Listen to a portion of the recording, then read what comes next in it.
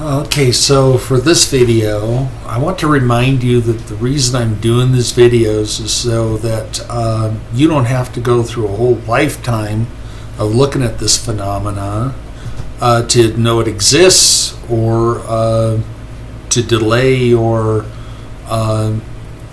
assembling your understanding into what some of this phenomena means. You really do need to have your own evidence to be able to sort out this type of subject into what's true, what's not true. So these stories are about evidences that I got and how I got them. Not to prove anything to you, but for you to be able to go and maybe repeat the same process and prove things to yourself. Hopefully this helps some people progress in their spiritual and paranormal education. That seems to be important in this period of time of individual and human evolution. So I'm just trying to help you reach a new plateau. Especially for those who are beginners at this subject matter. If you're an experienced person at this subject matter, or perhaps you hear your own guides, then this won't do you much good, except perhaps to fill in a couple of points, or maybe to witness other people's progression and one of the possible pathways that they might take. Certainly your comments about this type of material could be useful. But anyway, on to the story. This one is an exhibition of what I call visual painting.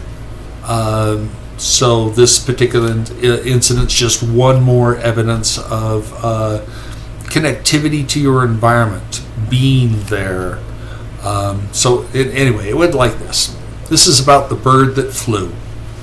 I feel that the sense of being looked at is a natural sixth sense that both humans and animals all feel it. It's a survival technique or survival skill that all animals have to have. But it is an example of ESP. I've talked about it in other videos, but here's one special event to depict it. It is not a process of just knowing when eyes are upon you, but is also what you have in your mind and awareness that affects this skill. But I'd like to experiment and see how all this is. Life provided me with some opportunities to experiment with it and continues to do so. This story, while short, is informative. I feel it's informative.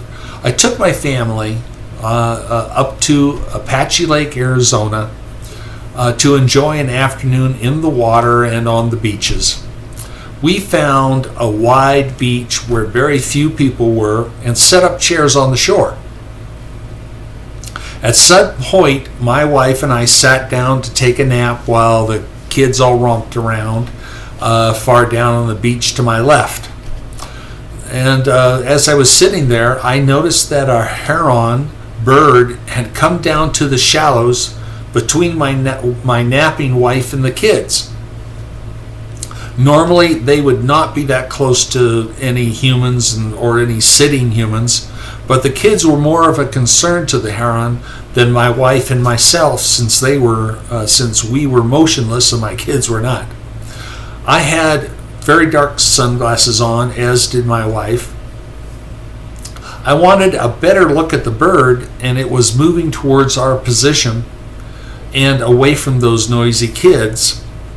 I knew that my sight might cast energy at the bird, so I gazed in a steady line of sight to my right, but kept the bird in the far left of my field of vision.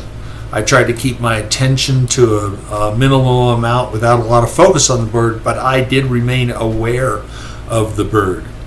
As the heron came closer, it fished less. It was fishing, but as it came closer, it fished less and seemed to get hyper vigilant towards my direction.